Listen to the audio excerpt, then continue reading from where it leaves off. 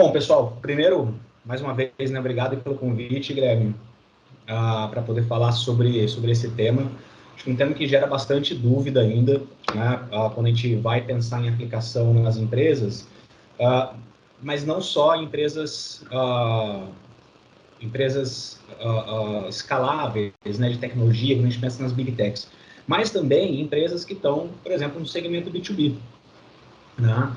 Então é sobre isso que eu vou falar nos próximos 30 minutos. Né? Eu vou trazer um pouco de conceito, mas eu vou trazer mais um pouco de história e experiência também, para poder contextualizar, né? Para que seja também, a gente utilize o tempo, né, para trazer exemplos. Acho que acaba sendo até mais didática do que só passar alguns slides com teoria, né? Explicando um pouquinho como é que eu venho trabalhando isso em uma área que, né, a gente pode pensar, nossa, o Growth Hacking está ligado só a essas empresas grandes de tecnologia, né? Mas no meu caso, é uma empresa de serviços, uma empresa, né, com menos de 30 funcionários, e a gente tem conseguido aí atingir resultados legais. Tá? Então, eu acho que o primeiro ponto é eu conseguir me apresentar, né, falar um pouquinho. O Guilherme já antecipou, né? Eu sou Alex Compe, né? Eu sou sócio, sou head de growth e também de projetos de marketing digital na BRSA. Né? Então, a Celery é um dos nossos clientes, a gente vem atuando aí para poder ajudar na parte de marketing digital. Eu também sou professor no MBA de Product Management Growth Hacking da FIAP, na Unidade da Paulista, em São Paulo. Sou professor de estratégias digitais na Escola Coru, não sei se todos estão em Campinas, mas a Escola Coru ela fica em Campinas e eu estou agora também com essas aulas. E eu sou partner expert da Resultados Digitais, né? Eu não sei se todos conhecem, a Resultados Digitais tem lá a ferramenta RD Station, né, que é uma ferramenta de automação de marketing, e eu estou num grupo aí de profissionais que ajuda, né, a melhorar o mercado mesmo, né, apoiar o mercado de agências. Né? E aí, né, como eu falei, a melhor tema da gente poder, a melhor maneira, né, da gente conseguir falar de growth hacking, de apresentar esses temas, né, growth hacking, mindset de crescimento, para vocês, é contando a história da BRSA. Né? Porque quando a minha entrada na BRSA ela vem de 2019, justamente com a entrada desse pilar de marketing digital, tá? E aí a gente precisava começar a ter esse crescimento não só na área digital, mas também no geral, né, pensando no crescimento da empresa. Tá? Então eu vou fazer isso, né? Eu quero contar como é que a gente vem crescendo aí nos últimos 3 anos, não só, né, a questão de faturamento, mas também de pessoas e como a ordem dos fatores ela influencia também na questão do crescimento, né? Porque às vezes a gente pensa o growth hacking de uma forma linear, né? E aí, como o Guilherme trouxe, né, às vezes a gente fica muito mais ligado a marketing, né? E aí também ligado à parte de aquisição, né? Que é quando a gente está pensando em geração de leads, por exemplo, né? Ou exposição da empresa. Quando, na verdade, o growth, né, como tema, né? Como parte da empresa, ele pode ser aplicado realmente em qualquer área, né? E é o que a gente vem fazendo nesses últimos anos aí na BRSA. Mas vamos colocar um pouco de contexto antes, gente, nessa apresentação, que é realmente falar o que é growth hacking. Né? Se a gente for pensar o growth hacking literal, né? Se a gente for procurar no Google, né, e colocar growth hacking, ele vai dar essa mensagem para a gente. Né? Ele vai falar que é marketing orientado a experimentos. Né? Porém, como eu mesmo, né, o Guilherme já falou, ele não está ligado só à parte de marketing. Né? Ele está ligado também à parte de produto, à parte de RH, à parte né, de vendas. Né? Todas essas áreas têm potencial, né, para ser utilizado o Growth Hacking. E tudo começou com esse cara, né, que é o Chanelis. Né? Então, trazendo um pouco de histórico, o Chanelis ele não é uma pessoa de marketing, na verdade, se eu não me engano, ele era uma pessoa de vendas, né? E ele trabalhava nas empresas onde ele atuava, né? E ele começou a perceber que ele precisava de uma pessoa que tinha um pouco de marketing, mas também tinha um pouco de tecnologia, né? Porque ele entendia que naquele momento vai encontrar gatilhos, atalhos, né, para o crescimento. Então, se a gente procurar também a parte de Growth Hacking, a gente também vai... A tradução literal, na verdade, né, é crescimento por atalhos, né? A gente encontrar atalhos para poder crescer, né? Então, ele até tem um anúncio emblemático que ele fez em um blog, né, um post, na verdade, procurando uma pessoa nesse sentido, que ela não ia ficar na área de tecnologia, não ia ficar na área de marketing, mas precisava ter essas skills para poder contribuir a encontrar oportunidades de crescimento dentro da empresa. E isso explodiu, né? Se a gente for pegar Vale do Silício, empresas do Vale do Silício começaram a entender que aquilo era um caminho muito interessante para poder escalar empresas. E o Chanelis, ele tem vários casos de sucesso, né? Um deles, acho que é o mais emblemático, é o do Dropbox, né? Não sei se todos vão lembrar de como o Dropbox foi lançado, né? Que o Dropbox tinha um gatilho ali de referência, né? Você, para conseguir entrar no Dropbox, você precisava convidar uma outra pessoa, né, para poder ganhar, né, aquele espaço virtual, né, para poder colocar os seus arquivos. E hoje é uma coisa commodity, né? A gente pensar em cloud, guardar arquivo, ter espaço para colocar foto e tal. E naquela época, né, com o Dropbox lançando, ele conseguiu escalar e gerar muitos usuários e depois escalar isso, lógico, para usuários pagantes, para ter o crescimento que teve o Dropbox. Então, começa aí, isso começa a se expandir, né? E aí, tem um cara que é o Dave McClure, né, que ele começa a trazer o conceito, né, do funil pirata, né, que é esse funil com 2 As e 3 Rs, né? Então, esse nome funil pirata se dá pela pronúncia desse nome, né, que é como se tivesse um pirata, né, falando, né, ou soletrando esse nome, né, pensando na jornada de produto, e aí olhando muito mais para um produto que hoje a gente chama de estratégia de PLG, né, que é Product Lead Growth, que são os famosos freemiums, né? E ele começa a pensar, ele traz isso, inclusive, para uma apresentação que é bem famosa também, esse funil que traz a etapa de aquisição, né, que foi o que eu comentei com vocês no comecinho, né, que não é só aquisição, que é como os clientes eles encontram o nosso produto, barra serviço, né, a gente também pode considerar barra serviço. Então, a gente está falando, tá pequenininho ali, mas eu vou soletrar. Então, a gente está falando de SEO, a gente está falando de social, blog, e-mail, etc. Tá? A gente vem para a etapa de ativação, que é como é que esses usuários eles conseguem ver a nossa proposta, né, tanto em produto como serviço. Aí eu estou falando do nosso site, né? Então vamos pensar não só a parte a empresa SaaS ou grandes empresas de tecnologia, mas se a gente for pensar no nosso negócio, né? Como é que a pessoa gera, como é que a gente gera valor para essa pessoa quando ela visita uma landing page, ela encontra uma feature de produto, etc. Aí a gente tem a parte de receita, né? Que é como que a gente gera a receita.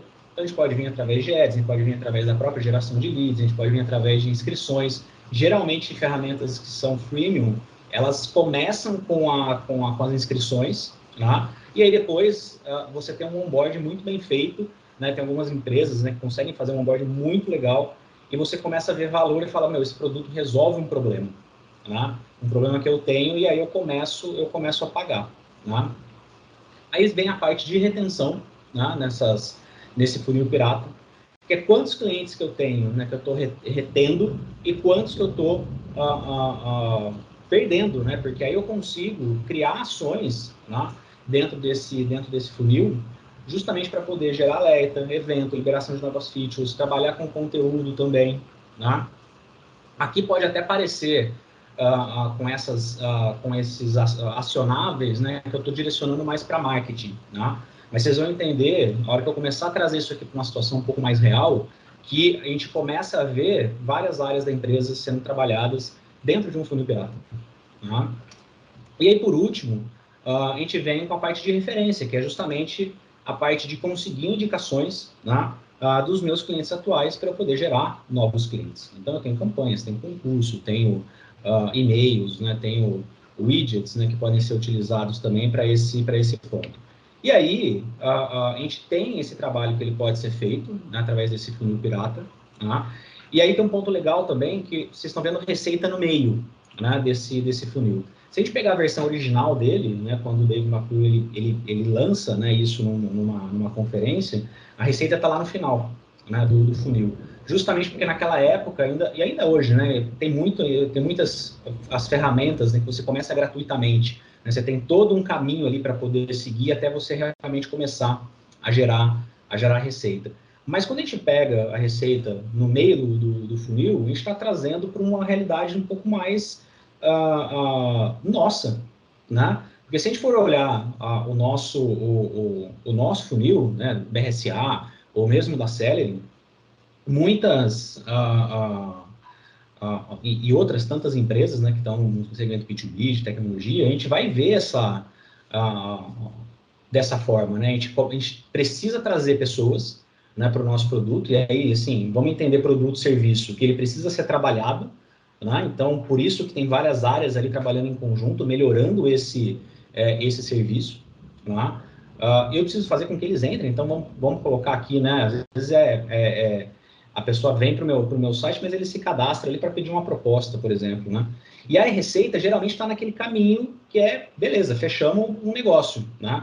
E aí eu preciso manter. Aí isso acaba funcionando mais dentro da nossa realidade, né? Então, beleza, a gente viu aqui um pouquinho, né, de como isso foi criado, né? Então, Chanelis foi lá, criou, começou a trabalhar, tem alguns casos de sucesso. Aí vem o Dave McClure, traz esse conceito de funil pirata, e o Growth Hacking, ele começa a evoluir até para fora, né? Começa a evoluir para fora do Vale do Silício, aí vem história, vamos dizer assim, acho que de uns 2 anos para cá, se não me falha a memória, começa realmente esse tema a ser muito comentado, e aí atrelado muito à questão de marketing, né? Quando, na verdade, se a gente for pensar, né, no no Growth Hacking, né, ele está atrelado também à parte de produtos. E aí, alguns pontos importantes que eu quero trazer para vocês. Né?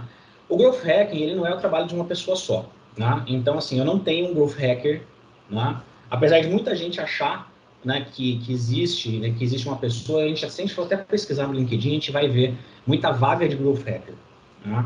Mas, na verdade, ele não é o trabalho de uma pessoa só, né? Ele é o trabalho de um conjunto de pessoas que vão trabalhar dentro de uma filosofia de crescimento, né? Atrelado a experimento, né? E é bom colocar também que, assim, depois que o Growth Hacking começou a crescer, né, nas empresas, a gente começa a ver também um outro termo surgindo, que é o Growth Marketing, né?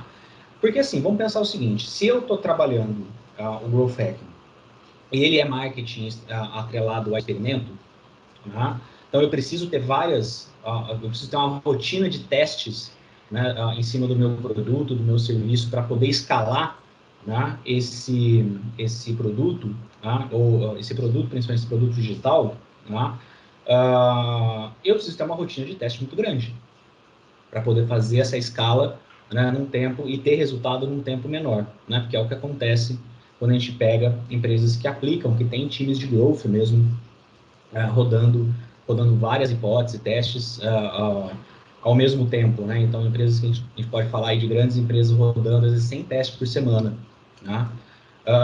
E aí a gente está falando de uma escala. Mas quando a gente começa a ver a questão do growth marketing, né, a gente traz essa filosofia, né, a cultura da empresa, ela pega, né, ela fica atrelada a essa cultura de crescimento, esse mindset de crescimento, para poder aplicar essa filosofia pensando em crescimento também a longo prazo. Tá? Então, por exemplo, eu, na BRSA, eu não consigo fazer 30 testes por semana. Tá? Eu não tenho time para isso, eu não tenho tanto volume também para isso. Né? Porque quando a gente começa a rodar teste, né, a gente precisa ter também a questão estatística para saber se aquele teste funciona. Né? Não é só rodar, né, e ter uma informação ali, às vezes, que ela não é confiável, né? Então, o marketing ele passa a ser científico também, nesse sentido, né? O trabalho de growth ele passa a ser até científico por conta da parte estatística. Mas eu posso ter a cultura de growth dentro da minha empresa, pensando no trabalho, mesmo que ele seja a longo prazo, né? Então, quando a gente começa a fazer isso, a gente realmente vê que o growth não é de uma pessoa só. Né? Eu posso ter um time trabalhando para o crescimento, né, da empresa. Eu posso ter uma pessoa né? Um squad, eu posso ter uma área dedicada só para isso, com várias pessoas de várias especialidades e com funções diferentes, pensando no crescimento, mas cada um na sua área, né? Então, quando eu pego a questão, por exemplo, de contratação hoje, né, eu já caí nessa questão de procurar um growth hacker, né? Já fiz isso, né? Mas hoje, eu vou procurar uma pessoa, né, que tenha uma especialidade, que consiga ter um conhecimento generalista sobre várias áreas também, que possam contribuir dentro de uma empresa que tenha cultura de crescimento. Tá? Então, muda um pouco a figura. Tá? Então, por isso que ele não é só uma pessoa só.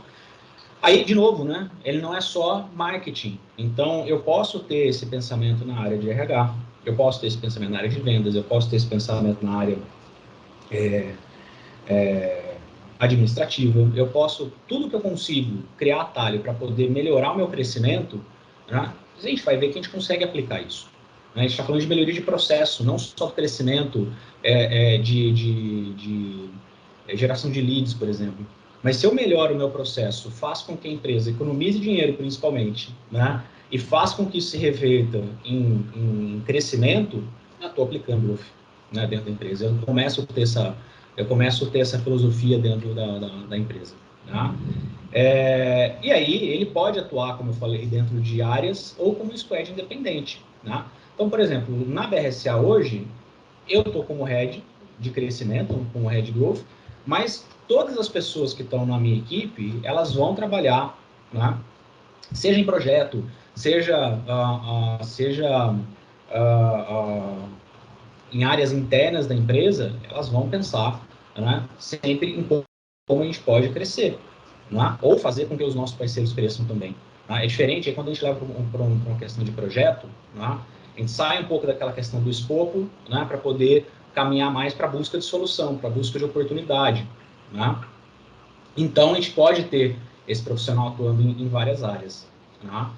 E a gente começa a ter uma ideia também de marketing holístico, né? Porque aí a pessoa ou a empresa que tem esse pensamento, ela, não sei se vocês já viram esse termo, na verdade, né?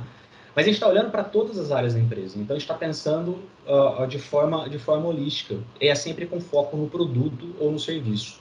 Né? Isso passa a ser muito importante porque quando a gente fala de serviço, eu consigo produtizar o meu serviço também. Né? É possível produtizar ele e trazer e pensar todo o crescimento da empresa em torno de um serviço, né, que eu desenvolvo. E é o que a gente vem fazendo, né, na BRSA, né? Só para dar um exemplo para vocês. Né? Pô, a BRSA é uma agência, né, consultiva que ajuda empresas de tecnologia em B2B, em assessoria de imprensa, em marketing digital. Né? Mas eu produtizei o modo como a gente faz. Né? O modo como a gente trabalha. Tá? E dentro dessas etapas eu consigo trabalhar aquele funil. Tá? Então por isso que a gente começa a ter essa visão holística da coisa. Então se as áreas elas têm indicadores, elas podem ser melhoradas. Então eu posso melhorar tempo, eu posso melhorar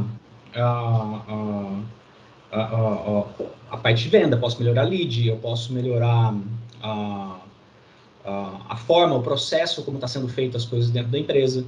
Tudo isso faz com que, né, eu consiga ter indicadores, e lógico, tudo isso dentro do OKR, né, porque não é tudo também, né, ele precisa estar ligado em cima das metas e objetivos da empresa, né, para que cada área consiga olhar esses indicadores e falar como é que eu posso melhorar para poder atingir esse objetivo da empresa.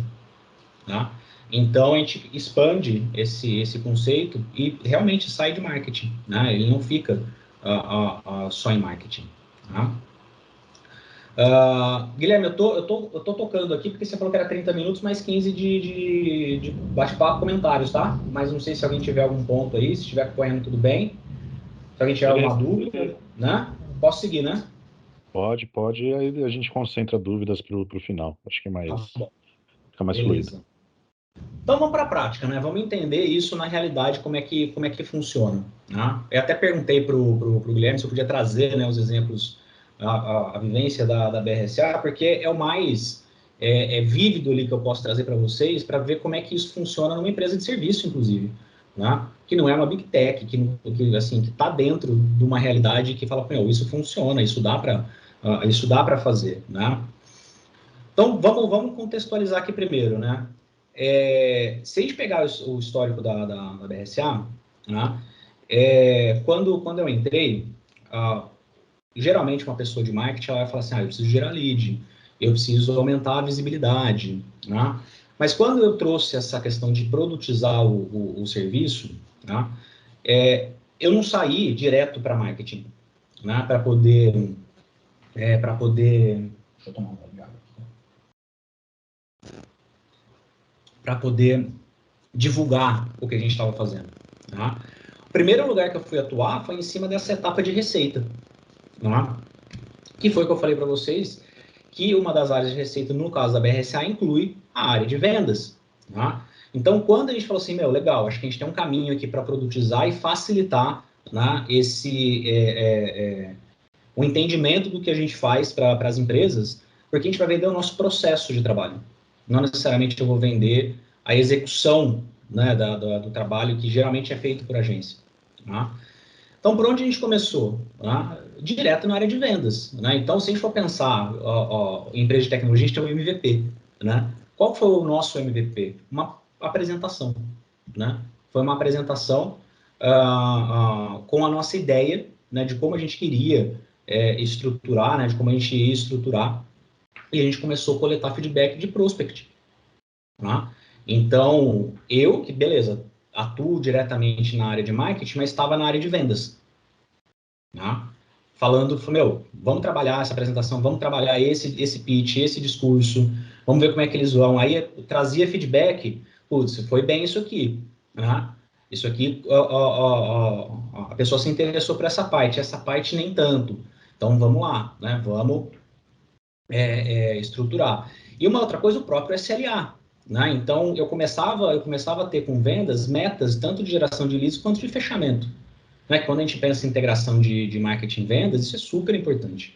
Tá? Então, para eu saber o que está funcionando ou não no meu funil, uma das etapas é justamente que tudo bem, estavam vindo leads, né, de outras fontes, né, mas o meu primeiro aprendizado era ali, eu precisava validar a minha ideia. O mercado vai comprar isso aqui? Né? Faz sentido eu vender dessa forma? Vou só abrir aqui, gente. Faz sentido, né, eu vender dessa forma? E aí, beleza. A gente começou a ter o KPI de SLA, então o quanto que eu estava gerando de oportunidade, né, e o quanto que estava fechando de vendas, mais esses feedbacks. Né? Depois que a gente coletou isso, aí sim eu fui para a parte de aquisição. Né? Aí eu fui trabalhar diretamente a parte de marketing, mais especificamente aqui em SEO. Né? Porque a gente não tinha muita grana naquela época, e geralmente a gente trabalha assim, né? A gente não tem tanto investimento para poder fazer. E eu falei, bom, primeiro lugar que a gente tem potencial, aí usei alguns frameworks para poder definir quais canais tinham potencial de crescimento. Né? E aí eu fui para cima de SEO. Né? Trabalhei SEO, né? E aí a gente começava a medir tanto visita como os leads que vinham. Aí sim eu fui revisitei meu site, né? Dei uma repaginada no site para que as pessoas que entrassem, primeira coisa que elas vissem, né, era o valor que eu entregava, né? E se isso gerasse interesse, ela ia para a proposta, né? Claro que tem um caminho aí, tem uma jornada, né? Eu estou encurtando aqui por conta da apresentação, né? E aí isso alimentava a etapa de vendas. E aí a gente começava a medir, né? Falou, putz, esse canal tá legal, né? Tá funcionando legal. Pô, beleza. Então a gente está começando a vender. Né? Os experimentos que a gente está fazendo aqui, mesmo que não seja um experimento, muitos experimentos ao mesmo tempo, mas eu estou conseguindo validar algumas coisas, mesmo que seja com um tempo um pouco maior. Né? Porque SEO não é um canal de curto prazo, mas ele começou a funcionar. Né? Aí eu fui para a etapa de ativação, esse foi o terceiro passo. Tá? Porque aí eu pegava, né, e começava a buscar pessoas, né, aí eu ainda estava fora, né? Entende que antes de receita eu estava fazendo as pessoas virem para dentro do da BRSA. Né? Então, para ativar elas, eu fiz as pessoas chegarem e ver o valor. Né? Para ativar, eu comecei a trabalhar conteúdo. Né? Então, eu fui para o LinkedIn, fiz palestra, a gente começou a criar material, aí eu conversava com vendas, né? Falava, vendas, e aí, cara, que você está escutando aí do pessoal que você está prospectando, né? Que você está fazendo reunião, que a gente pode criar para poder encurtar esse tempo e se as pessoas verem a gente né, gerar mais valor ainda. Beleza, vamos para ativação. Aí, a gente começa na parte de retenção e para outras áreas. Porque a hora que eu começo a gerar mais receita, eu tenho um caminho a ser trabalhado dentro da empresa que, primeiro, é a retenção desses clientes que eu trouxe. E a segunda, e talvez e tão importante quanto, reter as pessoas que estão aqui dentro. Aqui dentro, né? Estou falando aqui dentro, a gente trabalha remoto, tá, gente? Tanto com as áreas de Client Success, quanto com a área de RH. Então, o que a gente pegou? Uma pessoa e falou, olha, no caso sócio, né? Você vai ficar responsável pela área de Client Success, você vai ficar responsável pela área de RH. Né? E cada uma com seus indicadores.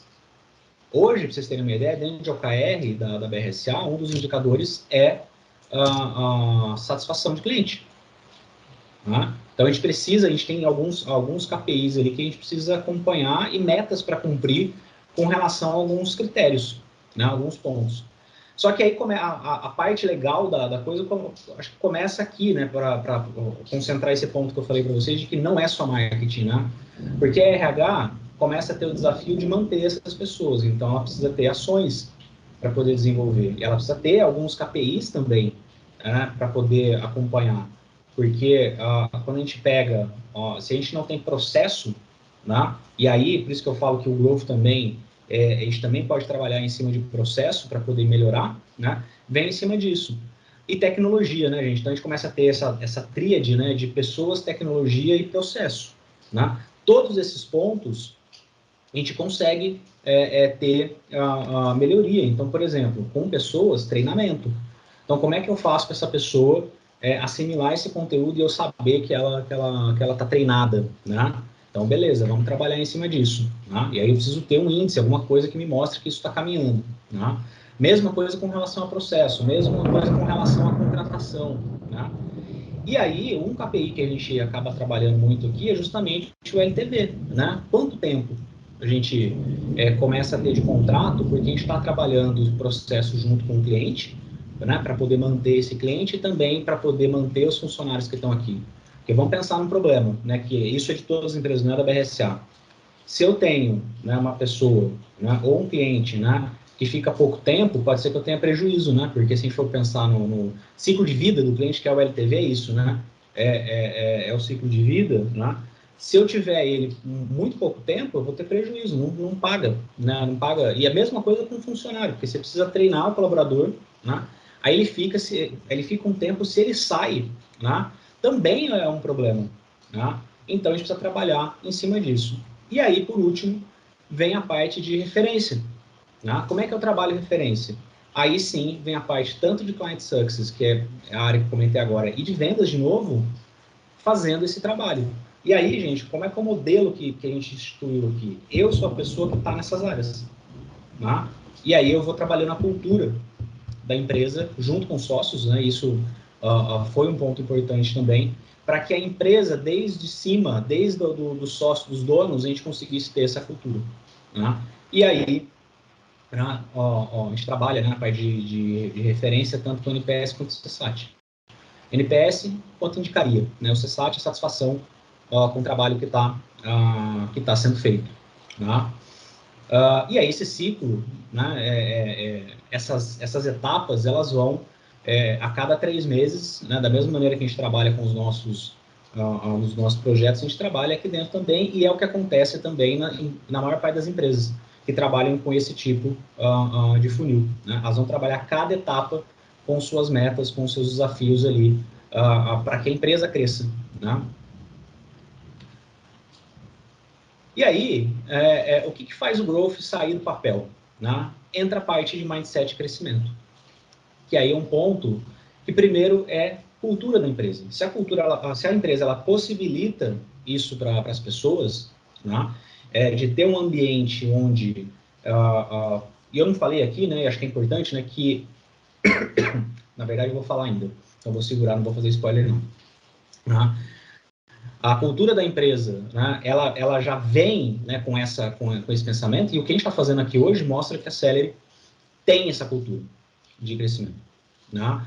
Tem esse mindset de crescimento, porque a gente está falando, e vai debater daqui a pouco, né, sobre isso. Né? Isso faz o growth sair do papel. Né? Um outro ponto importante é a gente ter metas claras com o uso de OKR, né, que é objetivo e resultado-chave. Né? É claro que o OKR dá para fazer uma aula só disso, né? Dá para fazer um talk só de OKR. Mas, por exemplo, na BRSA, a gente tem um OKR que é da empresa. Né? Todas as áreas têm que trabalhar com iniciativas para poder atingir os resultados da empresa. Né? Em empresas maiores, esses OKRs eles podem ter o mesmo objetivo do OKR da empresa, mas resultados chaves diferentes, por área. Isso também pode acontecer. E aí, a gente vai trabalhar em cima desses resultados-chave, né, da empresa. E aí, a gente começa a criar plano de ação e começa a criar hipótese de melhoria. Eu vou dar um exemplo para vocês do que eu estou falando. A gente pensa em melhoria. Uma das metas que a gente tem em KR é faturamento. Né? Então, a gente precisa crescer a empresa. E aí, numa conversa de marketing e vendas, a gente entendeu que o processo de vendas estava um pouco truncado. Né? E aí, uma pessoa de marketing, eu, mas que está em todas as áreas, que estava ali junto com vendas, entendendo o processo. Tá, como é que vocês estão trabalhando? O que vocês estão fazendo? Né? E eles estavam lá com um processo que estava demorando um pouquinho para poder fazer uma ativação mesmo, agendar reunião e tal. E a gente saiu dali com uma hipótese. Né? Falou, olha, e se eu fizer isso? Né? Lógico, em outras empresas, a gente pode sair com várias outras hipóteses. A gente já fez isso, inclusive, a gente faz isso no projeto. Olha, a gente pode fazer um monte de coisas aqui, mas o que é prioridade? E aí a gente começa a priorizar. Então, quando a gente pensa em marketing ligado a experimento, também é isso, tá, gente? É hipótese, a gente vai fazer uma análise, a gente gera hipótese, testa, colhe os aprendizados, e aí esse ciclo ele vai se retroalimentando. Vou gerando novas hipóteses, vou testar, vou analisar os aprendizados, e isso vai circulando. Então, a gente começou a falar assim, meu, e se eu fizesse isso, será que ajudaria? Né? Aí ele falou, bom, podemos testar. E aí testamos lá Olha que coisa simples e que ajudou em diminuir, em reduzir, na verdade, né? 1 hora de trabalho por dia de vendas, né? E encurtar o tempo de agendamento, né? Eu coloquei um campo a mais no formulário, tirei o tempo de pesquisa com relação àquele campo que apenas estava precisando, e automatizei o modo como aquele perfil de cliente ideal receberia o primeiro e-mail com uma ferramenta gratuita, inclusive, para poder fazer agendamento de reunião. Né? Isso fez o pessoal de vendas tirar 1 hora de trabalho por dia, o que poderia ser uma nova reunião ali sendo colocada. Né? E o mais importante desse primeiro contato é agendar a reunião, né? Porque aí, se eu agendo reunião, aí eu vou entregar valor, aí eu vou fazer pergunta, aí eu vou fazer... Né? Isso está dentro do OKR, porque eu preciso aumentar o faturamento. Então, eu preciso encontrar esses buracos, né, para falar assim, como é que eu melhoro isso? Então, em cada área de vocês, né, com certeza tem pontos de melhoria. Se vocês levantarem esses pontos de melhoria e começar a priorizar, pensando no OKR da empresa, com certeza vocês vão ter várias atividades ali, pensando já com pensamento de growth. Né? Tem a quebra de silos, né? Porque é marketing trabalhando com vendas, é RH trabalhando com marketing, é client success trabalhando com vendas também. Mas quando a gente tem essa mentalidade, as áreas elas se unem em prol do crescimento da empresa. Né? Traz também, né, a cultura de experimentação e também do erro, né, gente? Porque vamos pensar o seguinte, se a gente for pegar as grandes empresas, a gente está falando que para cada 10 testes, 8 vão falhar, mais ou menos. Tá? Então, assim, a gente errar rápido e aprender rápido é super importante na mentalidade de growth. Né? Se eu estou, claro, dentro tendo esse pensamento, essas hipóteses, esses testes, dentro do que eu preciso, da meta que eu tenho junto com a empresa, o erro ele é essencial para que a gente possa falar assim, putz, isso aqui não deu certo, mas se eu fizer desse jeito agora pode ser que esse aprendizado ele vai ajudar, né? Na próxima hipótese que vai ser levantada, no próximo teste que vai ser executado, né? Na próxima ação que vai ser colocada. Então, a cultura do erro como forma de crescimento, né, ele é positivo, né, porque a gente olha isso eu pelo menos olho isso com bons olhos, né? Eu já sei o que não fazer e vou colocar isso como aprendizado para poder continuar o meu crescimento, né? Então, eu tenho a cultura de experimentação. Eu passo a aceitar, né, trazer, né, colher essas ideias, entender o que realmente faz sentido, e aí a gente às vezes mistura as ideias, né? A gente colhe a ideia de um, se une com a ideia do outro e fala, olha, isso aqui pode dar certo, vamos testar. Né? E é isso, gente, que eu queria trazer para vocês. Né? Eu sei que o tempo é curto, daria para ficar a tarde toda falando, né, sobre growth e tal, mas a ideia era trazer um pouquinho do que eu tenho passado para poder falar para vocês sobre o que é growth, né? Como que isso pode ser aplicado na Celery. Né? E agora estou à disposição para a gente poder falar a respeito, se tiverem alguma dúvida. Vamos lá. Legal, Alex. A gente viu, né? A gente está trabalhando com OKR, então tudo que você falou já tem feito parte do nosso dia a dia, né?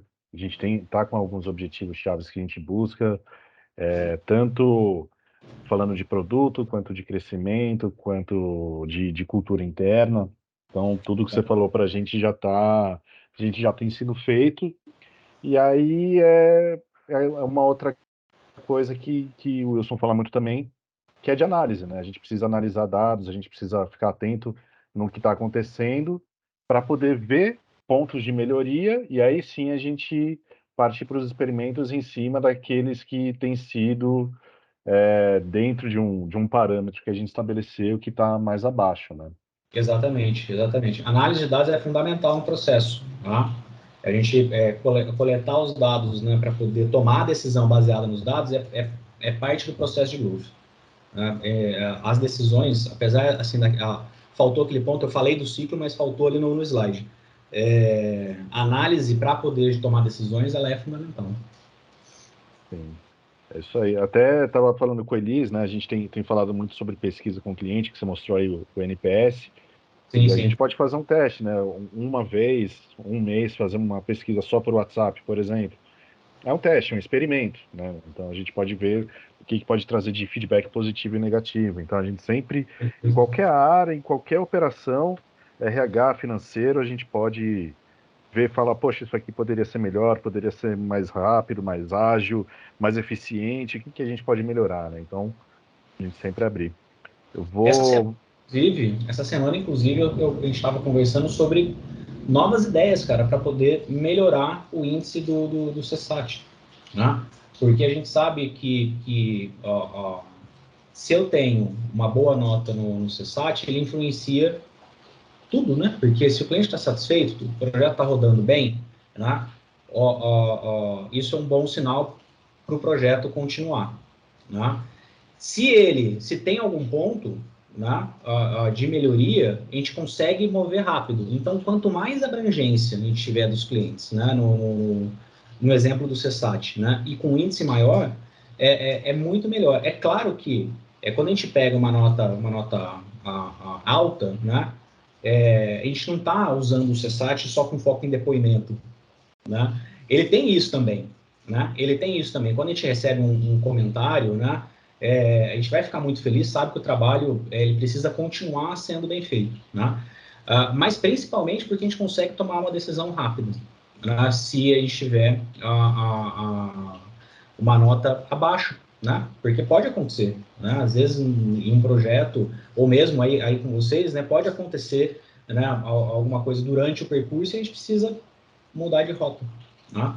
Então, e você vê um índice, né? E outro ponto também, né? O ENPS, né? É outro ponto, é outra coisa que a gente utiliza aqui, né? Dentro, junto com os colaboradores, todo mês, a cada 3 meses, na verdade, a gente manda o ENPS. Eu acho que o ENPS é trimestral. Justamente para poder entender dos colaboradores, né? Como é que ele está se sentindo dentro da BRSA, né? Porque eu sei que uma pessoa que fica bastante tempo aqui comigo, na BRSA, né? Primeiro, se ela está num projeto que também está durando bastante tempo, quanto mais tempo ela está no projeto, mais tempo ela conhece do cliente. Então, o projeto roda muito melhor, porque se tem uma quebra, eu preciso ter uma curva de aprendizado, né? Esse é um ponto importante dentro do projeto, né? A gente precisa manter, né, essa pessoa, né, junto com a gente, porque os projetos, eles também... e também nos dá a possibilidade, né, de trazer projetos, às vezes até do mesmo segmento, né? Porque a gente se torna especialista naquele assunto, né? Então, a curva de aprendizado dentro de um novo projeto, né, pensando nessa escala, né, de onboard e tal, também funciona. Então, vamos pensar na selling, né? Se você tem um segmento, né, você tem essa continuidade, né, com base e sempre trabalhando também, né, olhando os dados, olhando as pessoas e tal. Quando entra alguém do mesmo segmento, a curva de aprendizado para esse projeto, é claro, tem as suas nuances, né, mas você já sabe do segmento, você já tem alguns pontos ali que provavelmente vai acelerar. Isso é bom, porque fica um onboard às vezes menor, né? Sim. O que é bom para todo mundo também. É bom para quem está contratando, bom para quem está fazendo, porque já sai acelerando, né? Isso é um ponto fundamental mesmo. Vou abrir para pergunta, o Felipe já levantou a mão aí. Boa tarde, Alex, tudo bem? Pô, muito Tudo prazer bem, aí estar você? falando com você, e esse assunto de growth hacking é muito maneiro, né, cara? Na verdade, eu tenho 3 perguntas. Vamos Eu lá. queria saber quais são as ferramentas que vocês utilizaram para medir a eficiência do SEO. Quais as ferramentas que vocês utilizaram para saber se as pessoas estavam seguindo o funil que vocês tinham programado para as pessoas dentro da plataforma de vocês? E Tá. atualmente, né, com essa gigantesca com essas várias plataformas que existem, né? LinkedIn, provavelmente, né, que é fenômeno. Eu acho muito Sim. interessante o LinkedIn demais, cara. Se as pessoas tivessem noção de como o LinkedIn é uma ferramenta para fazer negócios, né, é demais. Mas eu queria saber qual é a plataforma, se vocês conseguem medir aí que gera um ROI para vocês mais eficiente no trabalho que vocês desenvolvem aí atualmente. Tá. Ó, para SEO, o que ajuda bastante a gente é o SEMrush, né? Essa ferramenta com certeza está comigo desde antes, né, de eu entrar na BRSA. Então é o que contribui assim bastante. A que a gente utiliza, né, para poder fazer essas passagens e olhar funil, na verdade acaba sendo um conjunto de ferramentas, né? Uma delas é o RD Station e o Salesforce, tá? Então, o RD Station, ele traz para a gente aí a questão dos leads, né? O histórico, né, dos leads, o que está sendo acessado e tal, e depois vai lá para o Salesforce, porque aí tem o controle junto com vendas das etapas, né? Então, por exemplo, aí o que a gente mede aqui é o lead que é aceito por venda, né? Então, a gente quando o lead ele pede uma proposta ou vem através de outros canais, o comercial aqui da BSA ele precisa aceitar esse lead. Ele aceita baseado em alguns critérios, né? Que é, por exemplo, ICP, né? Então, está dentro do perfil de cliente ideal, né? Está dentro, né, do que a gente se propõe a fazer, porque muitas vezes, né, a gente acaba trabalhando, às vezes, muito mais com projetos que envolvem vários temas dentro de marketing digital ou mesmo de comunicação envolvendo assessoria, do que, por exemplo, só um tema específico como redes sociais, né? A gente acaba trabalhando muito mais em cima de funil. Então, bateu esses critérios, aí vai para o Salesforce. E aí a gente começa a medir as taxas de conversão, né? Hoje, né, o que está fazendo mais sentido para a gente é em cima de faturamento, né? Então, qual que é o faturamento que a gente tem e o quanto que a gente precisa gerar de novos contratos, por exemplo, e manter os que estão hoje, né? Aí a última pergunta que você fez, você foi relacionada à ferramenta também, mas você falou de LinkedIn, né? Isso, qual é a plataforma, né, que vocês acham que gera mais retorno de investimento? Mais retorno para a gente hoje é SEO. E aí eu nem preciso de ferramenta para isso. O próprio SEO. organicamente, você consegue atrair mais do que um ADS, por exemplo, ou qualquer outra ferramenta, TikTok, uma publicação no TikTok, ou Hoje a nossa no geração, Facebook, Instagram, esse tipo de coisa? mas geração de proposta hoje, nosso melhor canal é busca orgânica. Mas tudo isso tem um passo antes, viu, Fernando? Que é assim, é entender a jornada, tá? Quando a gente entende bem a jornada da pessoa que vai comprar, né? A gente consegue entender os canais, né, que a gente vai. Só que assim, a busca orgânica foi o primeiro canal que eu mexi lá atrás, quando eu falei para vocês no histórico, né? Porque eu falei, olha, beleza, eu tenho uma possibilidade aqui. E aí, qual que é o grande ponto? Como é que as pessoas vão buscar tal coisa, né? Às vezes a gente acaba pensando, a gente, né, buscando, né? Mas se eu calçar os sapatos ali do cliente, né? Como é que essa pessoa vai buscar? Como é que alguém que está procurando uma agência vai buscar, né? E aí você começa a ter algumas ideias, né? E aí entra a parte estratégica da coisa, né? Eu quero trabalhar uma palavra, por exemplo, que ela é muito abrangente, ou eu quero trabalhar uma palavra mais longa que me traga menos acessos, mas que vai trazer gente mais qualificada, pessoas mais qualificadas. A minha aposta foi nessa, né? E aí, isso, né, teve um crescimento e até hoje a que dá mais retorno para a gente é essa. Ads a gente acaba utilizando muito hoje, isso falando no meu segmento, tá? Porque todo segmento é diferente, Célia é diferente, as outras empresas vai ser diferente. Ads a gente tem utilizado muito mais para validar a ideia, né, e fazer um trabalho de awareness do que necessariamente pensar em venda.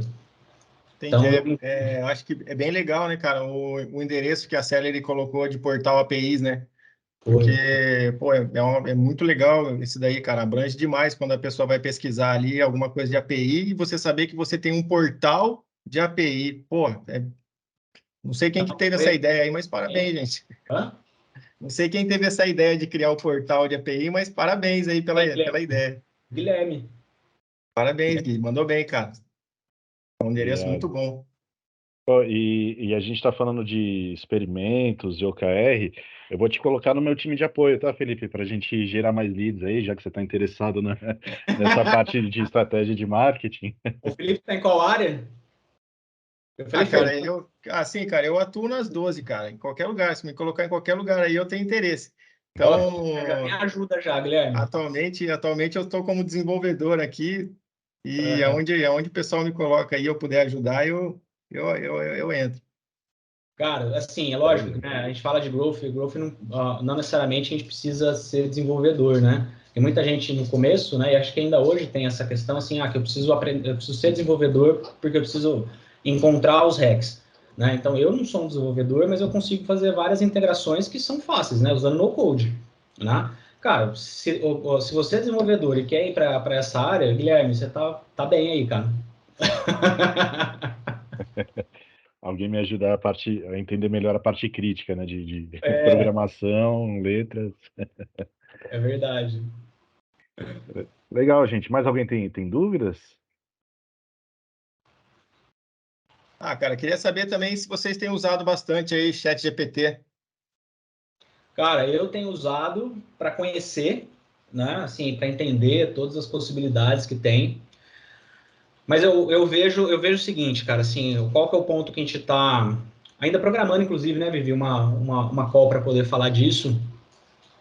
Porque assim, o GPT ele vai até 2021. É lógico que ele tem as suas vantagens, né? Mas assim, eu ainda não sei o quanto que ele pode ajudar quando a gente pensa em copy, por exemplo. Vamos pensar o seguinte. Criação de Eu conteúdo, vou pedir para o talvez, chat né? GPT, eu vou pedir para o chat GPT fazer uma copy, que para marketing, estou falando na área de marketing, tá? Fazer uma copy pensando na solução da Celery. Será que ela vai conseguir entregar algo realmente diferenciado?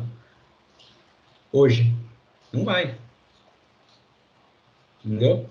Então, assim, muita gente está apostando nisso como fonte de conteúdo. E assim, eu não estou indo contra a maré não, tá, gente? É que assim, o nosso trabalho com relação a conteúdo, ele é muito sério nesse sentido, né?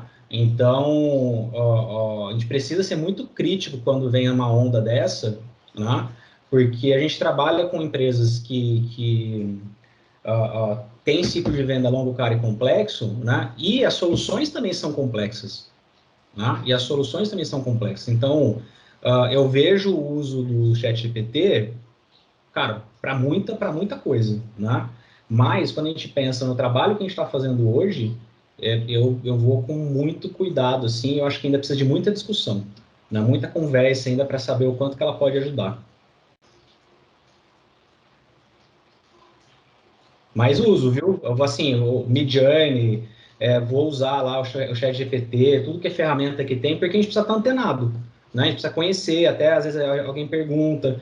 Agora mesmo que eu estava vendo algumas ferramentas, né, que estão... Hoje, essa semana eu publiquei no LinkedIn, na verdade, ferramentas para poder ajudar na produtividade de reunião. Nesse caso, putz, show de bola, né? Se eu consigo ter a ajuda da IA para poder melhorar minha produtividade, pô, é um ótimo caminho. Mas a gente precisa ter cuidado ali para a gente não entrar num viés assim que acaba perdendo qualidade, né? E a gente precisa privilegiar a qualidade. Eli? Oi, Alex, tudo bom? Oi, tudo bem, Ana? Alex, um dos processos é fazer esse levantamento de pontos que a gente acredita que vai melhorar e vai trazer benefícios, seja ele para um portal ou para alguma ferramenta que a gente esteja utilizando. E depois a gente dá alguns pesos, né, de quanto a gente acredita que isso vai ter de ganho, quanto isso vai ter de esforço, né? Sim. Algum desses pesos, eles são, na minha visão atual, tá? Posso estar errada, mas elas são feeling, né? Então, como é que você faz para dar esses pesos? Como é que você consegue uma assertividade melhor? Eu sei que pode ser um processo que a gente vai evoluindo, né? Mas como é que vocês trabalham com esses pesos? Você está falando especificamente da matriz ICE Score, Eli? Isso, É o VCF, né? isso. Deixa eu pegar aqui um... Cadê? Eu compartilhei... Eu estava falando disso essa semana com o time.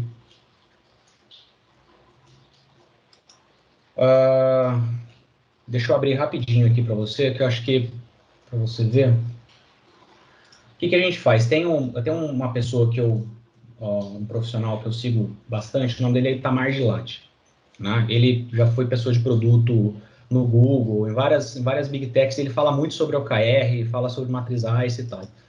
Eu coloquei em uma das minhas aulas, quer ver? Eu vou puxar aqui rapidinho sobre isso. Acho que o grande ponto da matriz ICE, ela é super bacana, a gente gosta inclusive de utilizar, mas acho que o principal feeling é na confiança, né? A confiança é onde eu acho que pega mais, assim, sabe? E aí ele tem um artigo que inclusive uma empresa brasileira, a Leadster, não sei se já ouviram falar, ela traduziu isso para um artigo e trouxe, né? Vou abrir aqui para vocês, espera aí. Mas o que ele fala é o seguinte, né? Tem uma mandala, né, que ele criou de como você dá essa nota de confiança, né? Peraí, gente. Acho importante aqui para o nosso...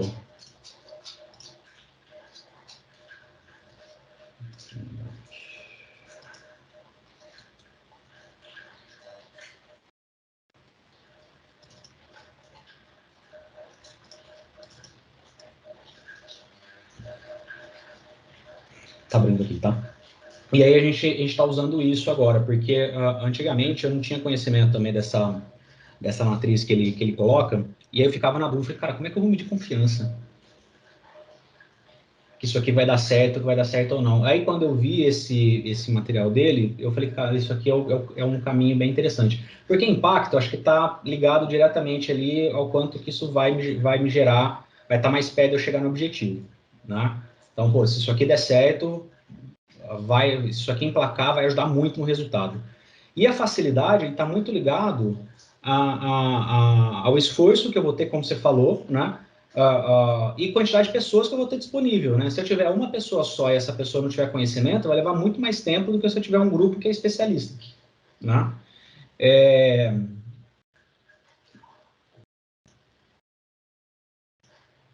Então, a gente tem feito dessa forma, quando a gente trabalha com a matriz ICE, para ajudar a abrir a apresentação errada.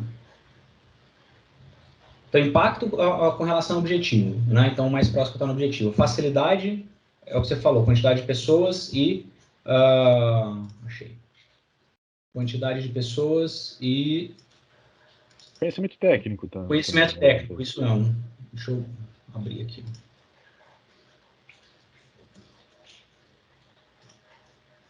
Vocês estão vendo a minha tela? Acho que vocês estão vendo... Vou compartilhar aqui, peraí.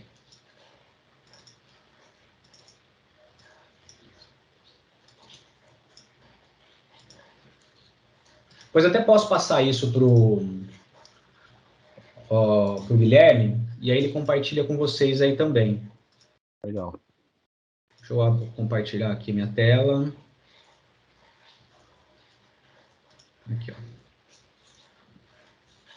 Vocês estão vendo minha tela aí agora? Sim. Tá. Então, aqui eu vou ler porque acho que vai ficar pequenininho para vocês, tá? Então, o que ele fala aqui, né? Então, ó, Itamar Gilad é a fonte aqui dessa tradução que a Lister fez. De 0.01 até 0.1, a gente está falando praticamente de convicção própria, que é o achismo. Né? Então, é o panorama geral, a gente está olhando tendência, né? Ou é alguma coisa que a gente está falando, putz, eu acho que isso vai dar certo. Né? Eu confio que isso vai dar certo. Quando a gente vai de 0.1 a 0.5, né? Aí a gente já entra com a opinião do time, o gerente, né? Especialista externo falou alguma coisa, né? Ou alguma estimativa e plano que tem, né? De 0.5 a 1, que é considerado baixo, ele fala aqui como uma evidência anedótica, né? Então é a solicitação do vendedor. Putz, isso aqui vai dar certo, né? Ou de outra área, né? A gente tem poucos dados do produto, mas tem pelo menos algum dado, né? Ou alguma atividade já realizada por algum concorrente, né? Então isso também é uma forma de avaliar. De 1 para 3, a gente está olhando teste de aceitação, atividade realizada por todas as empresas concorrentes. Então, a gente viu o mercado, foi para esse caminho e deu certo. Né? Pode dar certo para a gente também. Então, né? Ou evidência de usuário. Então, dados de produto, pedido de cliente. Aqui ele está mais ligado para produto, tá? Não tão ligado a serviço, mas dá para ter uma base bem interessante. Então, pedido de cliente, pô, você deveria fazer isso aqui, né? Pô, se você investisse em treinamento de tal coisa, né? Poderia funcionar, né? E por aí vai. E aí, quando a gente vai de 3 para 7, já é resultado de teste, já foi feito algum outro teste e direcionou, né? E data de lançamento, né? Tipo, isso aqui, a gente sabe que isso aqui vai dar... na verdade, a data de lançamento é um pouco abrangente aqui, tá? Eu prefiro ter, assim, um pouco mais aqui com relação a resultados de teste, né? Então, beleza, mas está próximo da gente lançar alguma coisa, então a gente confia, né? Mas data de lançamento fica um pouco assim. Então, quando a gente vai para a confiança, o que aconteceu, né? Às vezes a gente começava a dar uma confiança no achismo de 6, 7, a confiança foi para 0.1, foi para 1, 1,5, né? E aí o negócio começa real, né? Aí o ICE começou a funcionar de uma maneira mais interessante, assim, sabe? Então, a gente está começando a usar isso, inclusive, tá? Porque a gente já usou o ICE Score, aí a gente entende, né, como é que a gente vai utilizar isso no projeto também, mas agora eu quero voltar a implementar isso, né, nos projetos, porque inclusive a confiança, né, de usar o ICE Score fica maior, né? Mas isso aqui pode ser uma referência, viu, Eli? Só para entender aí, ô Alex, ali em cima ali você coloca ali, né, data de lançamento, que significa que o nível de confiança está extremamente alto. Está extremamente alto.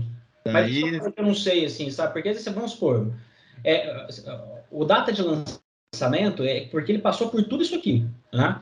Você já tem, né? Você está colocando uma ideia para rodar, que além da data de lançamento, você já tem muita informação a respeito, né? Então, assim, por isso que eu falei que eu fico meio assim com data de lançamento, porque se a gente trazer, por exemplo, a minha realidade, né?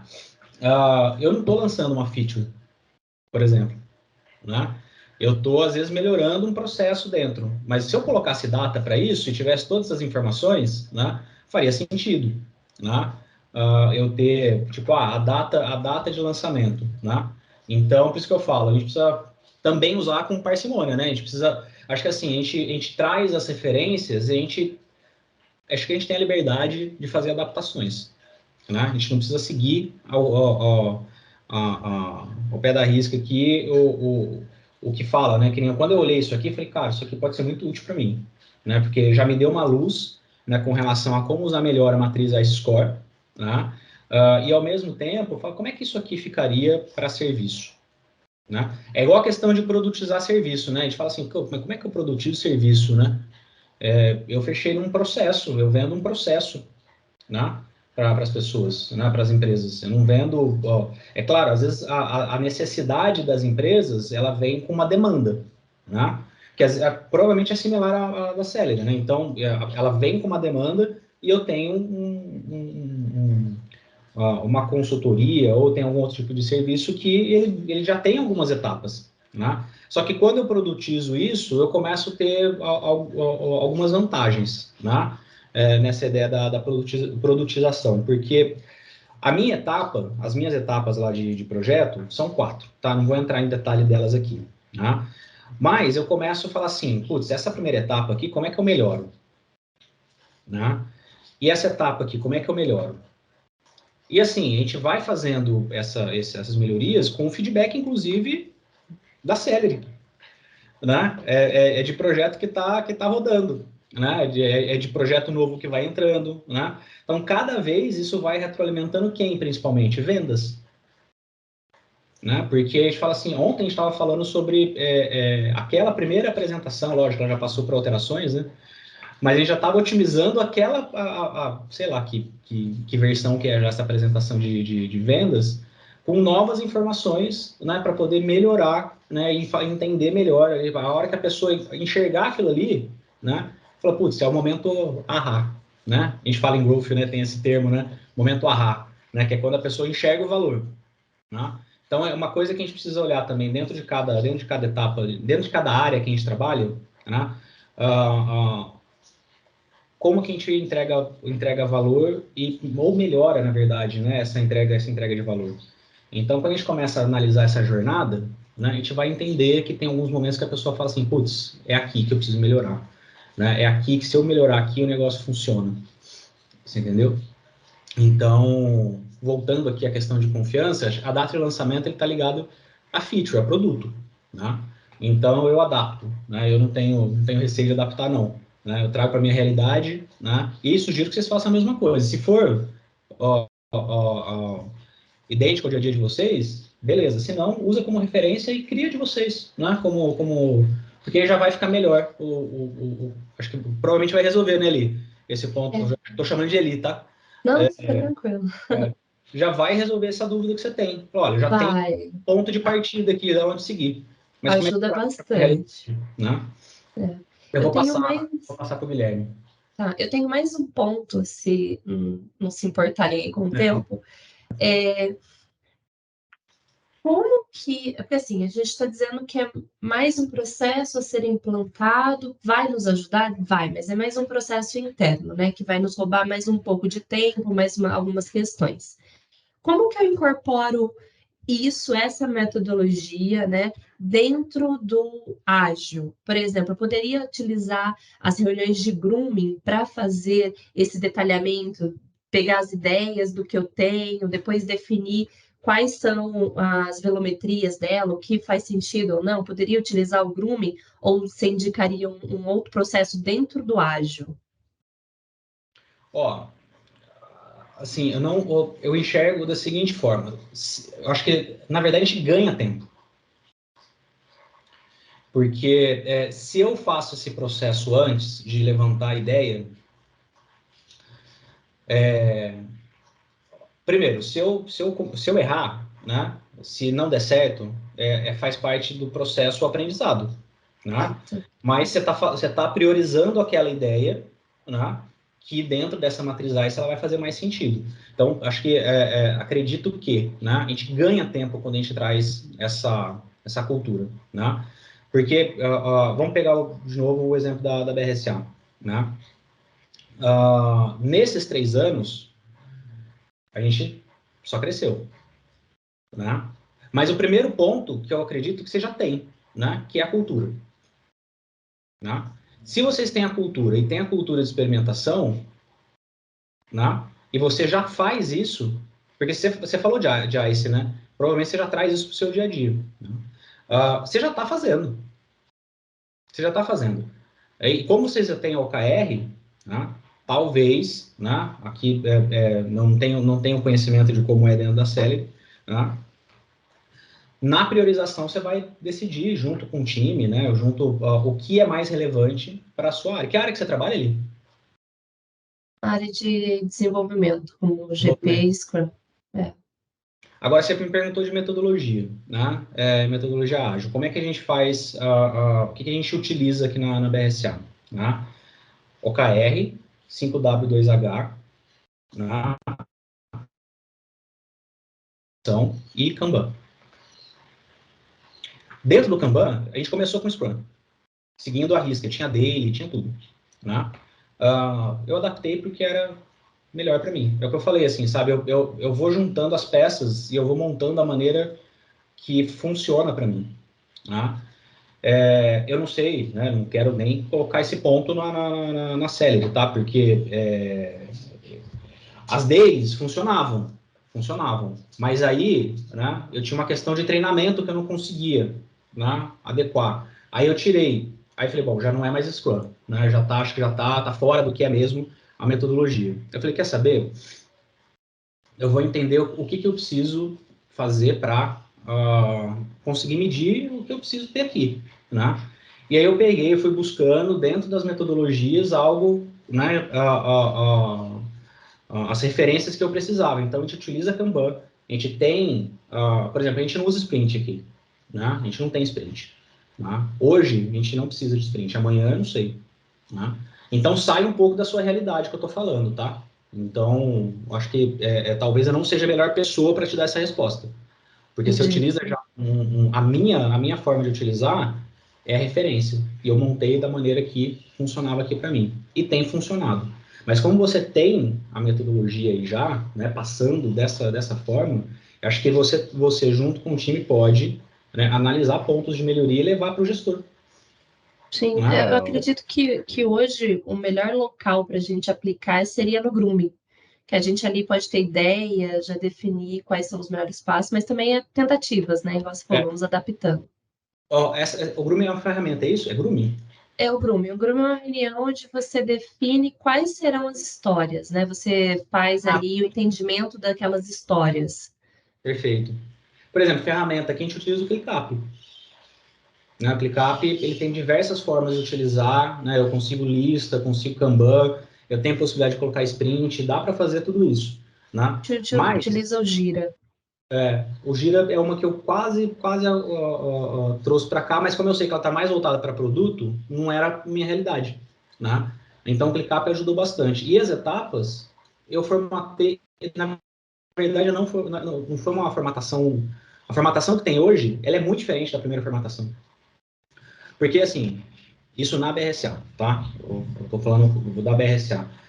As melhorias de processo, quem faz são os colaboradores, não sou eu. O que eu falo para a equipe? Né? Se você não trazer melhoria, o processo, não tem como eu não estou no dia a dia. Aí cada empresa forma, né? Quem sou eu, né? Não quero nem influenciar nada aqui, estou falando da BRSA. Né? Então, hoje, todas as melhorias que vêm dos processos vêm dos colaboradores. Né? Tragam melhorias, a gente analisa o que dá para implementar, né? E começa a validar. Né? No Só que nosso assim, a minha caso, empresa é pequena. Imagina fazer isso, quanto que tem a Celery hoje também, né? Quantos funcionários tem? Então, assim, é muito delicado falar disso, tá? Justamente porque cada empresa tem o seu processo. como os experimentos eles são baseados em análise, né? A gente sempre vai analisando os dados, as métricas, o resultado como um todo. Eu acredito que nas próprias deles, algumas coisas a gente vai discutindo e com certeza usar o grooming como definição, né? Porque acaba sendo o que a gente já faz, né? A gente, no dia a dia, a gente fala de prioridade do que está fazendo, se tem barreira ou não, e no grooming a gente vai começa a preparar a próxima etapa. Então, acho que a gente vai se encaixando dessa maneira também. Mas assim, se a gente usar do jeito que nos nossos jeitos atuais, o retro, a planning, a review, a retro e a planning na mesma reunião, eu acho que a gente não tem tempo de pensar entre as coisas. Talvez, eu enxergo do jeito que a gente está tocando hoje, Liana, eu enxergo a melhor posição para a gente testar seria após a review, entre a review e a planning, com um tempo para poder ver, olha, a gente chegou até aqui, conseguiu medir bem onde a gente chegou, quais são as hipóteses para poder rodar fazendo o nosso processo lá de Growth Hacking, para poder trazer as hipóteses que a gente quer testar, porque vai ajudar na priorização na hora Mas de é que fazer nesse planning. caso, você já está imaginando ter, né, uma lista de pontos a serem atacados, né? Eu estou Sim. pensando na montagem dela primeiro. Então, por isso que eu usaria o grooming para essa montagem, e aí sim, talvez antes da planning, passar pelo resultado que a gente obteve, e aí tomar a decisão para montar. Mas Mas eu aí não sei é outro não ponto. sei se cabe dentro do grooming, entendeu? Vamos ter que testá-lo. O negócio é Aumen- testar aquilo que o Alex falou, entendeu? No fundo, tem tanto framework, tanto rito, tanta ideia nova, que a gente tem que pegar o que cabe melhor no nosso processo e que vai fazer a gente crescer. A verdade é essa, né?